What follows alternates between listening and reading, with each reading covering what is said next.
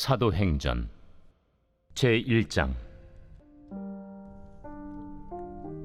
데오빌로여, 내가 먼저 쓴 글에는 무릇 예수께서 행하시며 가르치시기를 시작하심부터 그가 택하신 사도들에게 성령으로 명하시고 승천하신 날까지의 일을 기록하였노라. 그가 고난받으신 후에 또한 그들에게 확실한 많은 증거로 친히 살아계심을 나타내사 40일 동안 그들에게 보이시며 하나님 나라의 일을 말씀하시니라. 사도와 함께 모이사 그들에게 분부하여 이르시되, 예루살렘을 떠나지 말고 내게서 들은 바 아버지께서 약속하신 것을 기다리라. 요한은 물로 세례를 베풀었으나 너희는 몇 날이 못 되어 성령으로 세례를 받으리라. 그들이 모였을 때 예수께 여쭈어 이르되, 주께서 이스라엘 나라를 회복하심이 이때니이까? 때와 시기는 아버지께서 자기의 권한에 두셨으니 너희가 알 바 아니요, 오직 성령이 너희에게 임하시면 너희가 권능을 받고 예루살렘과 온 유대와 사마리아와 땅 끝까지 이르러 내 증인이 되리라. 이 말씀을 마치시고 그들이 보는데 올려져 가시니 구름이 그를 가리어 보이지 않게 하더라. 올라가실 때 제자들이 자세히 하늘을 쳐다보고 있는데 흰옷 입은 두 사람이 그들 곁에 서서, 갈릴리 사람들아, 어찌하여 서서 하늘을 쳐다보느냐? 너희 가운데서 하늘로 올려지시니 예수는 하늘로 가심을 본 그대로 오시리라. 제자들이 감람원이라 하는 산으로부터 예루살렘에 돌아오니 이 산은 예루살렘에서 가까워 안식일에 가기 알맞은 길이라. 들어가 그들이 유하는 다락방으로 올라가니 베드로, 요한, 야고보, 안드레와 빌립, 도마와 바돌로메, 마테와 및 알페오의 아들 야고보, 셀롯인 시몬, 야고보의 아들 유다가 다 거기 있어 여자들과 예수의 어머니 마리아와 예수의 아우들과 더불어 마음을 같이하여 오로지 기도에 힘쓰더라. 모인 무리의 수가 약 120명이나 되더라. 그때 베드로가 그 형제들 가운데 일어서서, 형제들아, 성령이 다윗의 입을 통하여 예수 잡는 자들의 길잡이가 된 유다를 가리켜 미리 말씀하신 성경이 응하였으니 마땅하도다. 이 사람은 본래 우리 수 가운데 참여하여 이 직무의 한 부분을 맡았던 자라. 이 사람이 불의의 삭으로 밭을 사고 후에 몸이 곤두박질하여 배가 터져 창자가 다 흘러나온지라. 이 일이 예루살렘에 사는 모든 사람에게 알려져 그들의 말로는 그 밭을 아겔다마라 하니 이는 피밭이라는 뜻이라. 시편에 기록하였으되, 그의 거처를 황폐하게 하시며 거기 거하는 자가 없게 하소서. 그의 직분을 타인이 취하게 하소서. 이러함으로 요한의 세례로부터 우리 가운데서 올려져 가신 날까지 주 예수께서 우리 가운데 출입하실 때에 항상 우리와 함께 다니던 사람 중에 하나를 세워 우리와 더불어 예수께서 부활하심을 증언할 사람이 되게 하여야 하리라. 그들이 두 사람을 내세우니 하나는 바사바라고도 하고 별명은 유스도라고도 하는 요셉이요, 하나는 마띠아라. 그들이 기도하여 이르되, 무사람의 마음을 아시는 주여, 이 두 사람 중에 누가 주님께 택하신 바 되어 봉사와 및 사도의 직무를 대신할 자인지를 보이시옵소서. 유다는 이 직무를 버리고 제 곳으로 갔나이다. 제비 뽑아 마띠아를 얻으니 그가 11사도의 수에 들어가니라.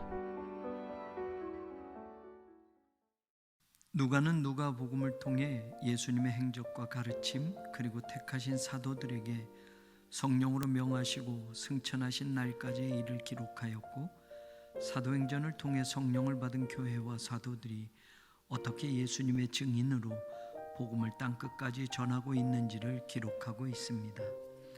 어떤 면에서는 사도행전은 성령행전이라고 해도 괜찮을 만큼 성령께서 교회를 통해 일하시는 내용이 담겨져 있습니다. 예수님이 승천하시면서 예루살렘을 떠나지 말고 아버지께서 약속하신 것을 기다리라고 당부했고, 사도들과 예수님의 어머니 마리아와 여인들, 그리고 예수님의 동생들을 포함 약 120명 정도의 사람들이 예수님의 말씀대로 예루살렘에 모여 기도하다가 오순절 날에 모두 성령의 충만함을 받게 되었습니다. 예수님이 이 땅에 오셔서 하나님 나라의 복음을 전파하시고 십자가의 죽음을 통해 온 인류를 위한 하나님의 구원의 길을 열어놓으시고 승천하신 후 성령이 오셔서 하나님이 주신 권능으로 교회를 세우시고 성도들을 부르셔서 하나님의 구원의 역사를 땅 끝까지 계속 이어가게 하시는 모습이 사도행전에서 시작되고 있다는 사실을 우리는 주목해 봐야 합니다. 예수님은 오직 성령이 너희에게 임하시면 너희가 권능을 받고 예루살렘과 온 유대와 사마리아와 땅 끝까지 이르러 내 증인이 되리라고 하셨습니다. 그리고 이 말씀을 하시고 제자들이 보는 데서 하늘로 올라가셨습니다. 그렇다면 이 말씀은 예수님이 이 세상에서 사역을 하시면서 하셨던 수많은 말씀들 가운데 가장 마지막 하신 말씀으로서 그 의미는 다른 어느 것보다 중요한 것을 담고 있다고 할 수 있습니다.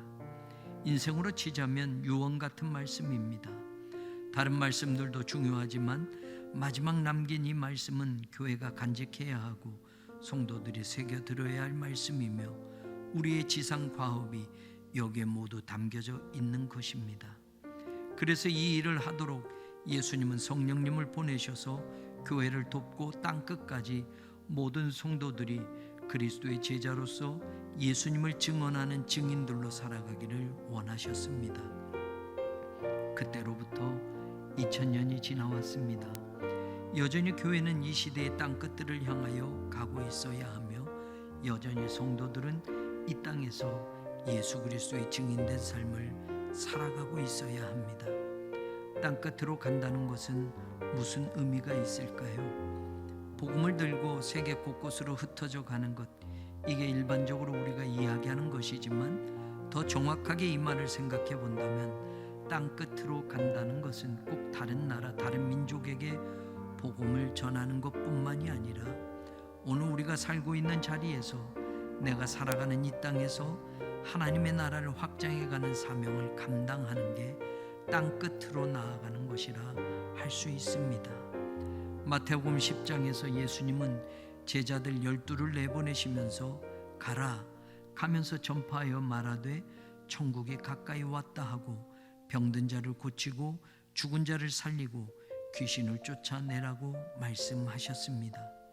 천국이 가까이 왔다는 것은 하나님의 다스림, 하나님의 통치가 이 땅에 임하게 되었다는 뜻입니다.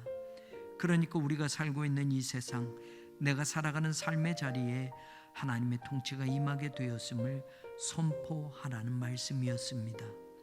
하나님의 통치가 임하면 당연히 사탄은 쫓겨나고 하나님의 다스림이 이 땅에 임하면 사탄이 설 자리가 없게 되는 것입니다. 그러니까 너희는 가서 하나님의 나라가 가까이 왔다 선포하고 귀신을 쫓아내라고 말씀하셨습니다. 오늘날 우리가 가는 땅 끝들은 복음을 들고 세계 나라와 열방을 향하여 가는 것도 물론이지만 내가 살아가는 삶의 자리에서 하나님의 나라를 확장해 가고 하나님의 통치가 우리 가정에 임하고 우리 교회에 임하고 내가 일하는 직장에 임하는 것을 선포하며 그곳에 있는 사탄의 진지를 부서뜨리고 그 영역을 무너뜨려 사탄을 쫓아내는 삶을 살아가라는 것이 예수님이 마지막 교회에 남겨주신 말씀이며 성도의 사명인 것을 알아야 합니다. 세상 사람들과 똑같은 일을 하고 그들의 영역 속에 있지만 우리는 하나님의 통치를 받고 하나님의 왕국을 확장해 가기 위해서 세상 속으로 침투해 들어가는 변장한 크리스천이라는 사실을 기억해야만 됩니다. 가루 소마를 부풀게 하기 위해서는 그 가루 속에 들어가는 누룩처럼 교회는 세상 속으로 들어가야 하고 성도들은 세상 안으로 더욱 깊게 들어가야 이 세상에서 하나님의 나라를 확장해 갈 수 있게 됩니다. 아직 안 믿는 가정의 식구가 우리가 가야 할 땅끝입니다. 내가 일하고 있는 직장과 일터가 내가 들어가야 할 땅끝입니다. 진짜 신앙인은 세상과 담을 쌓고 우리만 거룩하게 살면 된다는 중세의 수도원 신앙과는 분명 달라야 합니다. 진짜 교회는 속세와 떨어져서 산속의 절간처럼 그냥 외로이 있어서 우리끼리만 도 닦는 곳이 아닙니다. 교회는 세상의 어둠 속까지 들어가야 합니다. 냄새나고 더럽고 악이 팽배한 그 속으로 들어가서 십자가의 불빛을 밝혀야 합니다. 예수님이 하늘 보좌를 버리시고 인간의 몸을 입고 이 땅으로 스며들어 오셔서 하나님이 주시는 구원을 위하여 복음의 씨를 뿌려서 그곳에서 하나님의 나라가 확장되어지고 부풀어지도록 하신 것처럼 교회도 우리가 살아가는 이 땅에서 더 깊숙이 들어가야 합니다. 마태복음 5장에서 너희는 세상의 소금이요 세상의 빛이라고 말씀하신 것처럼 소금은 세상 속으로 녹아져서 스며 들어가야만 그 맛없는 세상이 맛있는 세상으로 바뀌어질 수 있습니다. 캄캄한 어둠 속에서 작은 한 줄기 빛이라도 있으면 잃어버린 길을 찾을 수 있게 해주는 것처럼 세상의 빛이라고 말씀하신 우리들이 그런 일을 하고 그런 사명을 감당해 가야 합니다. 너희는 세상의 빛이라 그 빛을 말 아래 두지 않고 등경 위에 둔다고 하셨습니다. 말 아래, 바구니 아래 두어 빛이 가두어지지 않게 하고 등경 위 높은 곳에 두어 사방을 환하게 밝히게 하라고 말씀하셨습니다. 우리를 빛이라 하심은 어둠을 뚫고 들어가는 빛이라는 말씀입니다. 어두운 세상 속으로 더 깊게 들어가서 내가 일하는 일터에서, 내가 살아가는 가정에서, 내가 만나는 사람들에게 빛을 비추어 생명의 빛이신 예수님을 만나게 해야 하는 사명이 교회와 성도에게 있는 것입니다. 21세기의 땅끝으로 가는 교회는 2000년 전의 땅끝과 지금의 땅끝이 많이 달라졌다는 것을 인지해야 합니다. 요즘 교회를 글로컬 처치라고 말합니다. 글로벌과 로컬의 합성어입니다. 세계와 지역이 이제는 과학과 컴퓨터 사용으로 거리가 좁혀졌고 거의 하나가 되었다고 말해도 과언이 아닙니다. 글로벌 처치는 세계화된 교회를, 로컬 처치는 지역에 세워진 교회를 말합니다. 지역에 세워진 교회가 그 동네 그 지역만 복음 전하고 끝나는 것이 아니라 지역에 세워졌지만 동시에 세계 선교를 감당할 만큼 세계적인 교회로 복음 사역을 펼쳐 나갈 수 있게 되었습니다. 동네에서 전하는 복음이 동시에 지구 반대편에도 전해질 수 있게 되었습니다.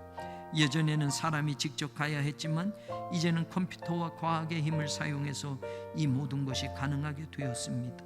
다시 말하면 교회는 땅끝까지 복음을 전하기 위하여 그 시대에 맞는 옷을 입고 삶의 다양한 자리에서 유연하게 복음을 전하여야 합니다. 그러나 복음이라는 진리의 텍스트는 2000년 전이나 지금이나 훼손되지 않아야 합니다. 아무리 시대와 상황이라는 컨텍스트가 큰 변화가 생겼어도 예수님이 이 땅에 오셔서 전하신 하나님 나라의 복음은 어떤 것도 훼손되지 않은 채 전달되어야 합니다. 성령은 그 일을 지금 하고 계십니다. 교회는 성령과 함께 예수님의 증인으로 땅끝까지 지금도 계속 나아가야 합니다. 그런 교회, 그런 성도가 성령 행전의 주인공으로 캐스팅되어 하나님의 구원 드라마를 완성해 나갈 것입니다.